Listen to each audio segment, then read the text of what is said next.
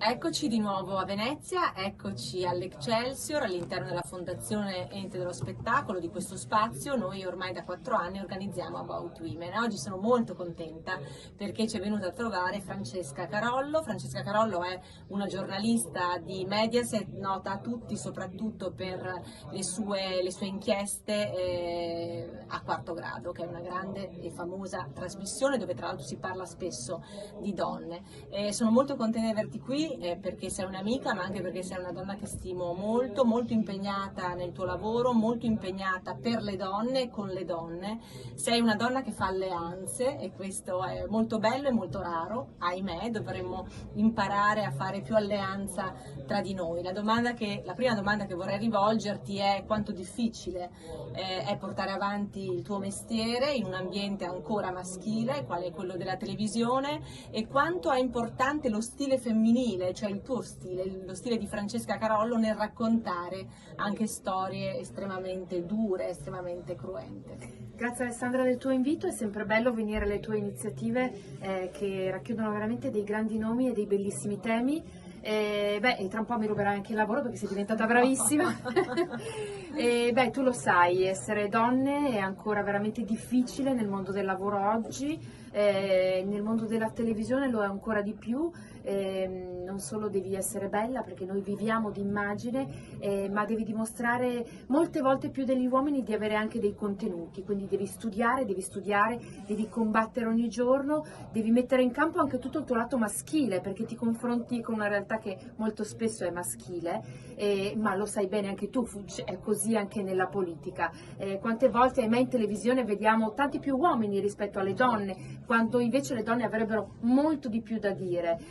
Io però come te ne ho fatto una battaglia quasi quotidiana ma che vivo anche con leggerezza e credo che il nostro essere femminile invece sia un tratto importantissimo che io voglio sempre valorizzare. Credo che l'essere donna sia un grande talento, lo ha detto anche Roberto Benigni dedicando il suo premio all'Accademia, che è il Festival del Cinema, alla moglie Nicoletta e dicendo che le donne sono la parte migliore del mondo, no? Che quando lui la incontrò era come se ci fosse un altro sole nell'universo. Quindi una dedica di un poeta e di un genio come lui all'universo femminile ancora una volta mi fa capire, mi dà la forza di capire quanto sia bello e importante essere donne. Le donne lo hanno dimostrato anche in questa pandemia, sono state secondo me le vere eroine, le mamme, le donne che hanno lavorato, che hanno gestito i figli con le scuole chiuse. Io non ho figli, ma ho veramente capito quanto le donne possono veramente fare la differenza in questa società e quanto ci sia ancora bisogno invece che vengano aiutate nel mondo del lavoro, dove purtroppo, te lo devo dire, siamo ancora molto indietro. Grazie tra l'altro di aver ricordato l'impegno delle donne durante la pandemia, donne che sono state veramente in trincea ogni giorno e che forse hanno pagato anche il prezzo più alto, visto che in termini di posti di lavoro, ahimè, le donne sono sempre penalizzate. Però tu hai fatto una cosa bella, ne hai fatte tante, ma ne hai fatta una ieri che mi è piaciuta molto. Tu hai portato qui a Venezia insieme alla bravissima Gio Squillo una storia legata ai matrimoni forzati ed è per questo che io ti stimo molto, perché tu abbracci, oltre al tuo lavoro, delle battaglie sociali sulle donne e per le donne molto importanti. Purtroppo quella dei matrimoni forzati è un dramma, è una violenza inaccettabile che anche l'Italia vede, ahimè, verificarsi troppo e troppo spesso. E tu ieri al Festival del Cinema hai proprio portato questa esperienza. Cosa ci vuoi dire al riguardo?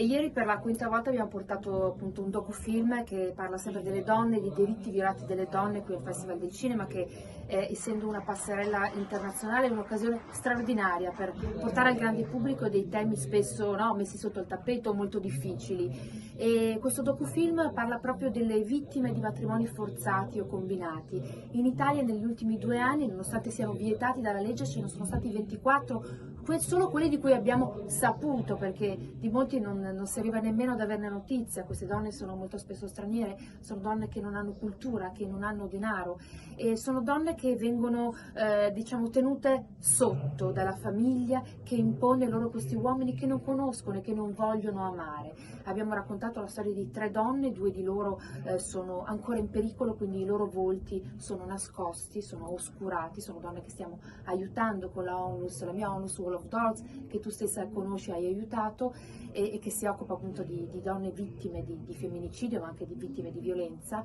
E poi c'è la storia di Pinky che è la nostra testimonial, che ha calcato il tappeto rosso con noi proprio ieri.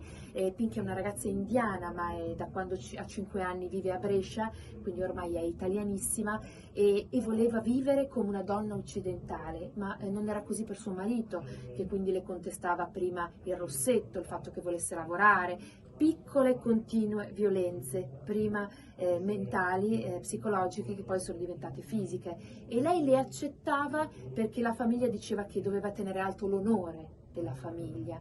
Accettava le botte fino a che lui non ha picchiato i suoi figli, e allora lei non ce l'ha fatta più, ma in un impeto di rabbia il marito le ha dato fuoco. Lei è stata salvata dai vicini di casa che l'hanno messa in una vasca d'acqua gelata.